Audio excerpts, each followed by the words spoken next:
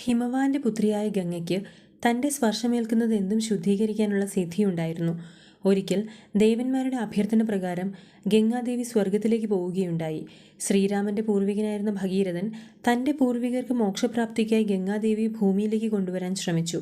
അതിനായി മഹാദേവനെ പ്രീതിപ്പെടുത്താനായി 1000 വർഷങ്ങൾ നീണ്ട കഠിനമായ തപസ്സിലേർപ്പെട്ടു. ഇതാണ് ഭഗീരഥ പ്രയത്നം എന്നറിയപ്പെട്ടത്.